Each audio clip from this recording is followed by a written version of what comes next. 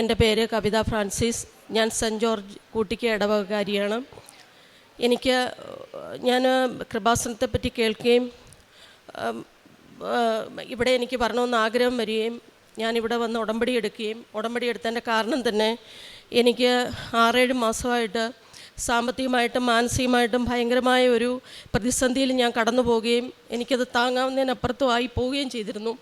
ആ സമയത്ത് എനിക്ക് മനസ്സിലായി, സ്വന്തമായിട്ടൊരു ജോലിയില്ലെങ്കിൽ ഇനി മുൻപോട്ട് പോവില്ല എന്നുള്ള ഒരു തോന്നൽ എനിക്കുണ്ടായി. ആ സമയത്ത് ഞാൻ പ്രാർത്ഥിച്ചു, ഇവിടെ വന്ന് അമ്മയോട് പ്രാർത്ഥിച്ച, അമ്മേ എനിക്കൊരു സ്വന്തമായിട്ടൊരു ജോലി വേണം. എനിക്ക് ഇവിടെ പ്രാർത്ഥിച്ചുകൊണ്ടിരുന്ന സമയത്ത് തന്നെ തോന്നി എനിക്ക് യൂറോപ്യൻ കൺട്രിയിൽ ഒരു ജോലി വേണം എന്നെനിക്ക് തോന്നി. അതിന് യാതൊരു വക എനിക്ക് അതിനുള്ള ഒരു മെറിറ്റും ഇല്ലാത്ത ഒരാളാണ്. എങ്കിൽ പോലും എന്നെ തോന്നിക്കുകയാണ് എനിക്ക് അങ്ങനെ വേണമെന്ന് തോന്നിച്ചു. ഞാനത് വെച്ച് പ്രാർത്ഥിച്ച് ഞാൻ വീട്ടിൽ പോയി. മറ്റൊന്നും ഞാൻ നോക്കിയില്ല. പക്ഷേ എല്ലാവരിൽ നിന്നും ഞാൻ അകന്നു നീക്കുകയും എനിക്ക് പ്രാർത്ഥനയിലേക്ക് കൂടുതൽ ഞാൻ ആഴത്തിലിറങ്ങുകയും എനിക്ക് ഉടമ്പടി പ്രാർത്ഥന രാവിലെ എണീക്കുന്നത് എന്തോ പുതിയൊരു സ്ഥലത്തിലേക്ക് യാത്ര പോകാൻ തോന്നുന്ന പോലെ അത്ര ഒത്തിരി സന്തോഷമായിട്ട് രാവിലത്തെ പ്രാർത്ഥന ഞാൻ പ്രാർത്ഥിക്കുകയും ആ ഒരു ദിവസം എന്ന് പറഞ്ഞാൽ എനിക്ക് ഭയങ്കര പ്രസന്നമായ ഒരു ദിവസമായിട്ടാണ് ഓരോ ദിവസവും കടന്നു പോയിക്കൊണ്ടിരുന്നത്. അപ്പോഴൊന്നും ഞാൻ ഈ ജോലിയുടെ കാര്യങ്ങളോ അല്ലെങ്കിൽ എനിക്ക് അങ്ങനെ കിട്ടുമെന്നോ അങ്ങനെയുള്ളൊരു പ്രതീക്ഷ, പക്ഷേ എനിക്ക് എൻ്റെ ഈശോയ്ക്കും എൻ്റെ അമ്മയ്ക്കും എന്തോ എനിക്ക് തരാനുണ്ടെന്നൊരു തോന്നൽ എന്നെ ഓരോ പ്രാവശ്യവും ഓരോ ദിവസങ്ങളിലും എനിക്ക് മുന്നോട്ട് അങ്ങനെ തോന്നിക്കൊണ്ടിരുന്നിരുന്നു. പക്ഷേ പ്രതീക്ഷ കൈവിട്ടില്ല.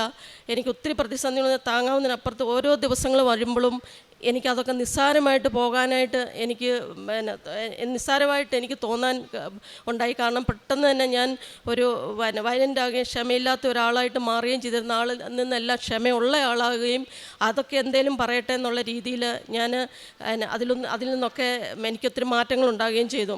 അങ്ങനെ ഇരിക്കുമ്പോഴാണ് ഒരു ദിവസം എൻ്റെ കൊച്ചുമോക്ക് സംസാരിക്കാൻ ഒരു ബുദ്ധിമുട്ടും അസ്വസ്ഥതയും വന്നപ്പോൾ ഞാൻ തൊട്ടടുത്ത പള്ളിയിൽ അച്ഛൻ്റെ അടുത്ത് ചെന്ന് പ്രാർത്ഥിക്കാം, ഇവളുടെ തലയ്ക്കൊന്ന് പിടിപ്പിക്കാം എന്നൊക്കെ പറഞ്ഞ് ഞാൻ അവിടെ ചെന്നപ്പോൾ അച്ഛൻ ചോദിച്ചു എന്താ കാര്യം. ഞാൻ പറഞ്ഞിങ്ങനെ കൊച്ചിന് സുഖമില്ലാണ്ട് വന്നതെന്ന് പറഞ്ഞപ്പം അച്ഛനാണെങ്കിൽ അമ്മയുടെ ഇഷ്ടപ്പെട്ട ഒരു വൈദികനായിരുന്നു. അപ്പം അച്ഛൻ എന്നോട് ചോദിച്ചു, കൊച്ചിൻ്റെ കാര്യം അവിടെ നിൽക്കട്ടെ, നീ എന്ത് ചെയ്യുന്നു എന്ന് എന്നോട് ചോദിച്ചു. ഞാൻ പറഞ്ഞു, അച്ഛാ ഞാനൊന്നും ചെയ്യുന്നില്ല, പക്ഷേ എനിക്കൊരു ജോലി വേണമെന്ന് ആഗ്രഹമുണ്ട് എന്ന് പറഞ്ഞപ്പോൾ അച്ഛൻ പറഞ്ഞു, നിനക്ക് അല്ലെങ്കിലും ഒരു ജോലി വേണം, നീ ഇങ്ങനെ നിന്നാൽ ശരിയാ. അപ്പോൾ അത് എന്താണ്, ഞാൻ പോയ സബ്ജക്റ്റ് വേറെയാണ്, പക്ഷേ ഇതെന്താണ് ഇങ്ങനെ അച്ഛൻ പറയുന്നതെന്ന് ഓർത്തു. അച്ഛൻ പറഞ്ഞ് വെയിറ്റ് ചെയ്യുക, പ്രാർത്ഥിക്കാം എന്ന് പറഞ്ഞ് അന്നേരമുണ്ട്. ഞാൻ അന്നേരം ഈ അച്ഛൻ്റെ അടുത്ത് ചെല്ലുന്നതിന് 2 ആഴ്ച മുമ്പ് ഞാനൊരു സ്വപ്നം കണ്ടിരുന്നു. ഒരു പെൺകുട്ടി എന്നെ ഞാൻ വളരെ ടയേർഡായിട്ട് ഒരു സ്ഥലത്ത് നിൽക്കുമ്പോൾ ഒരു പെൺകുട്ടി എന്നെ ചിരിച്ചുകൊണ്ട് ഇറങ്ങി വരികയും അതൊരു പച്ച ചുരിദാർ ഇട്ടുകൊണ്ടായിരുന്നു ആ കുട്ടി ഇറങ്ങി വന്നത്. സാധാരണ ഞാൻ സ്വപ്നമൊന്നും അങ്ങനെ കാര്യമാക്കുന്ന ആളല്ല, പക്ഷേ ഈ പച്ച ചുരിദാറിട്ട് എന്നെ ഞാൻ സഹായിക്കാമെന്ന് ചിരിച്ചുകൊണ്ട് ഇറങ്ങി വരികയും ഞാൻ എൻ്റെ ഒരു കൂട്ടുകാരിയുടെ ഒരു ഷേപ്പ് പോലെ തോന്നിയിട്ട് ഞാൻ പേര് റെജീന എന്ന് വിളിക്കുകയും ഞാനുടനെ എന്നോട് പറഞ്ഞു ഞാൻ സഹായിക്കാമെന്ന് പറഞ്ഞിട്ട് ഈ പെൺകുട്ടി ചിരിച്ചുകൊണ്ട് തിരിച്ച് കയറിപ്പോവുകയും ചെയ്തിരുന്നു. പക്ഷെ ഞാനത് എൻ്റെ മോളോട് പറഞ്ഞിരുന്നു, ഞാനിങ്ങനെ ഒരു സ്വപ്നം കണ്ടിരുന്നു. കാരണം എനിക്ക് എന്തെങ്കിലും കണ്ടാൽ അതൊരു സത്യമാണെന്ന് വെളിപ്പെടുത്തണം, നാളെ ഒരിക്കലും അത് അല്ല എന്നുള്ള ആഗ്രഹം ഓർത്തുകൊണ്ട് ഞാൻ അവളോട് മാത്രം പറഞ്ഞു ഇങ്ങനെ ഞാനൊരു സ്വപ്നം കണ്ടെന്ന്. അവളും ചിരിച്ചുകൊണ്ട് അങ്ങ് പോയി. പക്ഷേ ഇതിന് ശേഷമാണ് ഞാൻ ഈ അച്ഛൻ്റെ അടുത്ത് ചെല്ലുന്ന. അച്ഛൻ പറഞ്ഞു, നീ വെയിറ്റ് ചെയ്യാൻ പറഞ്ഞിട്ട് എന്നോട് പറഞ്ഞു, ഞാൻ ഹെൽപ്പ് ചെയ്യാം നിന്നെ, ഒരു പെൺകുട്ടിയുണ്ട്, അവൾ യൂറോപ്യൻ കൺട്രിയിലാണ്, അവൾക്ക് നിന്നെ സഹായിക്കാൻ പറ്റും, എങ്ങനെയാണ് ഈ പേപ്പേഴ്സ് എല്ലാം നീക്കിട്ടേണ്ട് നിനക്കൊരു ജോലിക്ക് പോകാമെന്ന് എന്നോട് പെട്ടെന്ന് പറയുകയും ഞാൻ ഞെട്ടി തിരിച്ചു പോയി. കാരണം ഞാൻ അതിനായിട്ടല്ല പോയത്, എനിക്കറിയത്തുമില്ലായിരുന്നു. പക്ഷേ അത് വെച്ചുകൊണ്ട് ഞാനിരുന്ന് പ്രാർത്ഥിച്ച് ഈ അമ്മയുടെ ഉടമ്പടി പത്രികയിലിരുന്ന് ആ കുട്ടിയുടെ പേര് ജിസ്ന എന്നായിരുന്നു. ഒരു അക്ഷരത്തിൻ്റെ വ്യത്യാസം വന്നിരുന്നുള്ളൂ. ആ കുട്ടിയുടെ പേരും നമ്പരും വെച്ച് ഞാൻ പ്രാർത്ഥിച്ചു. എൻ്റെ അമ്മ എനിക്ക് അത് നല്ലതാണെങ്കിൽ മാത്രമേ തരാവുള്ളൂ, കാരണം എനിക്ക് ആരെയും അറിയില്ല എന്ന് പറഞ്ഞു. പക്ഷേ ആ വെള്ളിയാഴ്ച എനിക്ക് ആ 2-3 ദിവസം ഒരാഴ്ച ഇരുന്ന് പ്രാർത്ഥിച്ചപ്പം എന്നോട് ആരോ പറയുന്നു വിളിക്കാൻ പറഞ്ഞു. വിളിച്ചു കഴിഞ്ഞപ്പോൾ എന്നെ ആ കുട്ടി എല്ലാ കാര്യത്തിലും സഹായിക്കുകയും ഇന്ന് ഓരോ പേപ്പേഴ്സ് നീക്കേണ്ട കാര്യങ്ങളും അവളാണ് ഇന്ന് എല്ലാ കാര്യങ്ങളും എന്നെ പിക്ക് ചെയ്യുകയും ഞാൻ ആ കുട്ടിയെ കണ്ടിട്ടില്ല. പക്ഷേ എല്ലാം കഴിഞ്ഞ് എല്ലാം സ്മൂത്തായിട്ട് പോവുകയും എനിക്കൊരു തടസ്സം പോലും ഉണ്ടാകുകയും ചെയ്തിരുന്നില്ല. ഞാൻ എന്നിട്ട് ആ കുട്ടിയോട് പറഞ്ഞു, ഞാൻ മോളെ കണ്ടിട്ടില്ല, എനിക്ക് എങ്ങനെയാണ് ഇയാൾ ഇരിക്കുന്നതെന്ന് ഞാനൊരു സ്വപ്നം കണ്ടിരുന്നതാണോ എന്ന് എനിക്കറിയാനോ ഒന്ന് ഫോട്ടോ. അന്നേരം ആൻറ്റി ഞാൻ ഉടമ്പടി എടുത്ത ആളാണ്, ആൻറ്റിക്ക് ഞാൻ ഫോട്ടോ അയച്ചു തരാമെന്ന് പറഞ്ഞ് ഫോട്ടോ അയച്ച് ഞാൻ ഒരു 15-20 മിനിറ്റത്തേക്ക് ഞെട്ടിപ്പോയി. കാരണം ഞാൻ എങ്ങനെ കണ്ടിരുന്ന കുട്ടിയോ അതുപോലെ തന്നെ ഇരിക്കുന്നു. പക്ഷേ ഞാനൊരു ക്രിസ്ത്യാനിയാണേലും എനിക്ക് വിശ്വാസത്തിലേക്ക് വരാനൊരു കാരണം പ്രാർത്ഥനയൊക്കെ കാര്യമുണ്ട്. പക്ഷേ ഈ കുട്ടിയെ കണ്ടു കഴിഞ്ഞപ്പോൾ എനിക്ക് പോകണോ വേണ്ടോ എന്നുള്ളതല്ല അതിൻ്റെ പ്രധാനമായിട്ട് വന്ന എൻ്റെ വിശ്വാസം. അതായത് മരണം വരെ ഒരു കാരണവശാലും ആരെന്തൊക്കെ പറഞ്ഞാലും അതൊന്നും എൻ്റെ മനസ്സിനെ ബാധിക്കാതെ ഈശോയിലേക്ക് മാത്രം എനിക്ക് എൻ്റെ അമ്മയിലേക്ക് ഈശോയിലും, കാരണം ഒരിക്കലും നമ്മൾ തളർന്നു പോയില്ല എന്നുള്ളൊരു വലിയൊരു അർത്ഥമാണ് ഞാൻ കണ്ടിരുന്നത്. എനിക്ക് എല്ലാ കാര്യങ്ങളും സാധിച്ചു കിട്ടി. ഒരു യോഗ്യതയില്ലാത്ത എനിക്ക് ഇന്ന് യൂറോപ്യൻ കൺട്രിയിൽ ജോലിയോടുകൂടി എനിക്ക് പോകാൻ സാധിച്ചു. എന്നെ എല്ലാ കാര്യങ്ങളിലും ഹെൽപ്പ് ചെയ്യുകയും എനിക്ക് ഒരു ബുദ്ധിമുട്ടും ഇല്ല. അവിടെ ചെന്ന് ആ രീതിയിലേക്ക് എന്നെ ആ കുട്ടി എന്നെ സഹായിക്കുകയും ചെയ്തു. അപ്പോൾ ജനുവരി 27 തന്നെ എനിക്ക് എൻട്രി കിട്ടണം എന്ന് ഞാൻ പ്രാർത്ഥിച്ചിരുന്നു. വിസയിൽ കറക്റ്റ് ജനുവരി 27 ഞാൻ എഴുതി വെച്ച് പ്രാർത്ഥിച്ചിരുന്നു. പ്രതീക്ഷീകരണ പ്രാർത്ഥനയുടെ മോൾ ഭാഗത്തായിട്ട് ഞാൻ എഴുതി വെച്ചിരുന്നു എനിക്ക് അങ്ങനെ 27-ാം തീയതി തന്നെ പോകാൻ സാധിക്കണമേ എന്ന്. ആ കറക്റ്റ് 27-ാം തീയതി തന്നെ 15 ദിവസം പറഞ്ഞെടുത്ത് വെറും 4 ദിവസം കൊണ്ട് എനിക്ക് വിസ വരികയും ജനുവരി 27 തന്നെ എൻട്രി എനിക്ക് വരികയും ചെയ്തിരുന്നു. ഞാൻ ടിക്കറ്റ് എടുത്തു. ഈ 27 തന്നെ ഞാൻ പോവുകയാണ്. എന്നെ അമ്മ മാതാവും എൻ്റെ ഈശോയും ഇന്ന് എങ്ങനെയാണ് എനിക്ക് വിശ്വസിക്കാൻ മേലാത്ത അവസ്ഥയിലാണ് ഞാൻ ഇന്ന് ഇപ്പം നിൽക്കുന്നത്. ഇന്ന് ഞാൻ 1000 കോടി നന്ദി പറയുന്നു. എൻ്റെ അമ്മയുടെ ഈ ആൾത്താരയിൽ എനിക്ക് വന്ന് നിൽക്കാൻ, എൻ്റെ ഈശോയുടെ ആൾത്താർ വന്ന് നിൽക്കാൻ എനിക്ക് സാധിച്ചതാണ് ഏറ്റവും വലിയ അനുഗ്രഹം. എൻ്റെ ഈ വിശ്വാസത്തിൽ ഞാൻ മരണം വരെ മാറില്ല. ഞാൻ ബൈബിള് വായിക്കുന്നതിലെല്ലാം മടിയുള്ള ഒരാളായിരുന്നു. ഇപ്പം വായിച്ചില്ലെങ്കിൽ എന്നെ മാനസികമായിട്ട് അലട്ടും, കുർബാന കണ്ടില്ലേ മാനസികമായിട്ട് അലട്ടും. അങ്ങനെ ആത്മീയയിൽ മാത്രം ജീവിക്കാൻ എനിക്ക് ഇന്ന് അനുഗ്രഹം കിട്ടി. അതുപോലെ തന്നെ എൻ്റെ എല്ലാ കാര്യങ്ങളും അമ്മ എനിക്ക് വേണ്ട വേയാണ് എനിക്ക് കാണിച്ചു തന്നു. കാരുണ്യപ്രവൃത്തി ചെയ്യാനും അവിടെ ഒരു കുരിശുംതൊട്ടിയിൽ ഞങ്ങളുടെ വീടിൻ്റെ അയൽവക്കത്ത് കുരിശുംതൊട്ടിയിൽ ഒരു അമ്മച്ചി അവിടെ നിന്നും എഴുതി വയ്ക്കുമ്പോൾ ആ അമ്മച്ചിയുടെ അടുത്ത് പോയിരുന്നുകൊണ്ട് ഞാൻ പത്രം കൊടുക്കുകയും അങ്ങനെ സന്തോഷം കണ്ടെത്തുകയും ചെയ്തുകൊണ്ട് ഞാനിരിക്കുന്നു. എൻ്റെ കാരുണ്യപ്രവൃത്തികൾ അതെങ്ങനെയായിരുന്നു. പത്രം വിതരണം ചെയ്യാൻ മടിയുള്ള ഒരാളായിരുന്നു. പക്ഷെ ഇന്ന് അതിനെല്ലാം ഞാൻ മുൻപിട്ടാണ് ഇന്ന് ഇറങ്ങിയിരിക്കുന്നത്. എല്ലാത്തിനും ഞാൻ അമ്മയോടും ഈശോയോടും ഞാൻ 1000 കോടി നന്ദി പറയുന്നു. കർത്താവ് നിന്നെ നിരന്തരം നയിക്കും. മരുഭൂമിയിൽ നിനക്ക് സമൃദ്ധി നൽകും. നിന്റെ അസ്ഥികളെ ബലപ്പെടുത്തും. നനച്ചു വളർത്തിയ പൂന്തോട്ടവും വറ്റാത്ത നീരുറവയും പോലെയാകും നീ. യെശയ്യാ പ്രവാചകന്റെ പുസ്തകത്തിൽ 58-ാം അധ്യായം 11-ാം വചനമാണിത്. ദൈവത്തിൻ്റെ കരുതലാണ് നാം കേട്ടത്.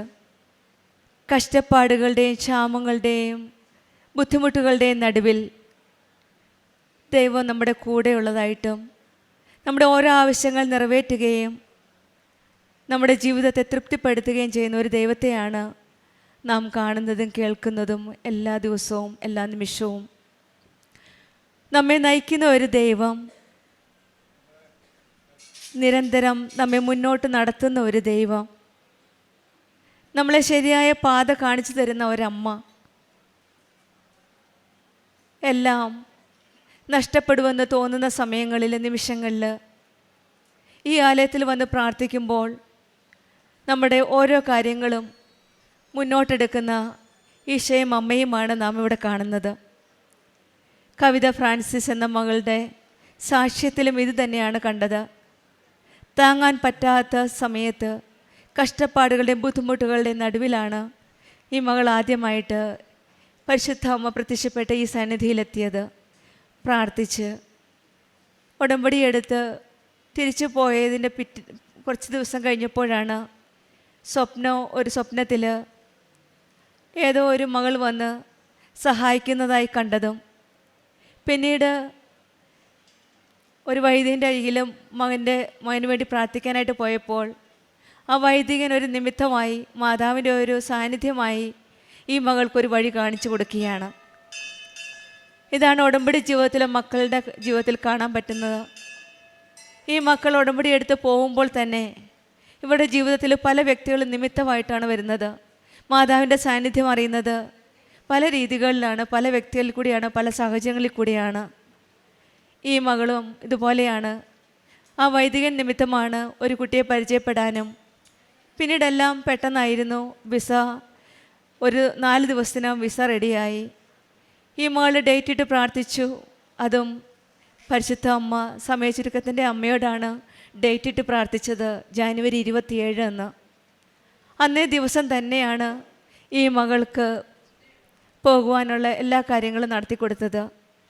ഇതാണ് കൃപാസന അമ്മ. നമ്മൾ ഡേറ്റ് ഇട്ട് പ്രാർത്ഥിച്ച് വിശ്വാസത്തോടെ പ്രാർത്ഥിച്ച് കണ്ണീരോടെ പ്രാർത്ഥിക്കുമ്പോഴാണ് നമ്മുടെ ഓരോ കാര്യങ്ങളും അമ്മ ഈശോയോട് പറഞ്ഞു കൊടുക്കുന്നത്. കാനായിൽ സമയമായിരുന്നില്ലായിരുന്നിട്ടും ഈശോയോട് പറഞ്ഞു അവരെ സഹായിക്കാനാ. അങ്ങനെ നമുക്ക് സമയമില്ലെന്ന് നമ്മൾ തോന്നുമ്പോഴും അമ്മയോട് പറയുമ്പോൾ അമ്മ ഓരോ കാര്യങ്ങളും ഈശോയോട് ചെന്ന് പറഞ്ഞ് സമയമാക്കുന്നതാണ് നമ്മളിവിടെ കാണുന്നത്. 27 എന്നുള്ള ഡേറ്റിൽ തന്നെ ഈ മകൾക്ക് പോകുവാനുള്ള ചാൻസാണ്. ജാനുവരി 27 ഈ മകൾ പോവുകയാണ് റോമിലേക്ക്. ഈ ഓരോ കാര്യങ്ങളും നമ്മൾ ഹൃദയവിശുദ്ധിയോടെ ഉടമ്പടി നിബന്ധനകൾ പാലിച്ച് പ്രാർത്ഥിക്കുമ്പോഴാണ് നമ്മുടെ ജീവിതത്തിൽ ഈശോയ്ക്കും അമ്മയ്ക്കും ഒരു സ്ഥലം കൊടുക്കുവാൻ നമുക്ക് സാധിക്കുന്നത്. പിന്നീട് ഈ മകൾ പറഞ്ഞത് ഭൗതികമായിട്ടുള്ള ഒരു ആത്മീയ ഉണർവാണ് ഈ മകൾക്കുണ്ടായത്. പെട്ടെന്നാണ് ഈശോയിലും അമ്മയിലേക്കും ഉള്ളൊരു ഒരു തീഷ്ണത. ബൈബിൾ വായിക്കാനും കുർബാന കൂടാനും കുമ്പസാരിക്കാനും ഒരു നല്ലൊരു ഭൗതികതയിൽ നിന്ന് ഒരു ആത്മീയതയിലേക്കാണ് പിന്നീട് ഈ മകളുടെ ഒരു വളർച്ച. നമ്മുടെ ജീവിതത്തിലും കഷ്ടപ്പാടിൻ്റെ നടുവിൽ സ്നേഹം പറ്റാത്ത സ്നേഹനിധിയായ ഒരു ദൈവം നമ്മുടെ കൂടെയുണ്ടെന്ന് നമുക്ക് വിശ്വസിക്കാം. നമ്മളെ നിരന്തരം നയിക്കുന്ന ദൈവം, നമ്മളെ സമൃദ്ധിയിലേക്ക് നയിക്കുന്ന ദൈവം, നമ്മളെ ബലപ്പെടുത്തുന്ന ഒരു ദൈവം, നമ്മളെ നനച്ചു വളർത്തുന്ന പൂന്തോട്ടവും വറ്റാത്ത നീരുറവയും കാണിക്കുന്ന ഒരു ദൈവം നമ്മുടെ കൂടെയാണുള്ളത്. ആ ദൈവത്തിൽ നമുക്കും വിശ്വസിച്ച് ആ കരുതലും സംരക്ഷണത്തിലും വിശ്വസിച്ച് ആ അമ്മയുടെ സംരക്ഷണവും കരുതലും നമ്മുടെ കൂടെയുണ്ട് എപ്പോഴും. അവൾ വിശ്വസിച്ച് നമുക്കും നമ്മുടെ ഉടമ്പടി ജീവിതം വിശ്വസ്തയോടെ സത്യസന്ധയോടെ മുന്നോട്ട് നയിക്കാം. കവിത ഫ്രാൻസിസിന് കുടുംബത്തിന് ലഭിച്ച എല്ലാ അനുഗ്രഹങ്ങൾക്കും നമുക്ക് കരങ്ങളടിച്ച് ദൈവത്തെ മഹത്വപ്പെടുത്താം. യേശുവേ നന്ദി, യേശുവേ സ്തുതി, ആവേ മരിയ. അത്യപൂർവ ദൈവാനുഭവങ്ങൾ ഇനി നിങ്ങൾക്കും സ്വന്തം. ഈ യൂട്യൂബ് ചാനൽ ഇതുവരെ സബ്സ്ക്രൈബ് ചെയ്തിട്ടില്ലെങ്കിൽ ഇപ്പോൾ തന്നെ സബ്സ്ക്രൈബ് ചെയ്യുക. ഈ വീഡിയോ ഇപ്പോൾ തന്നെ നിങ്ങളുടെ സുഹൃത്തുക്കൾക്ക് ഷെയർ ചെയ്തുകൊണ്ട് കർത്താവിൻ്റെ പ്രേക്ഷിതരാകുക.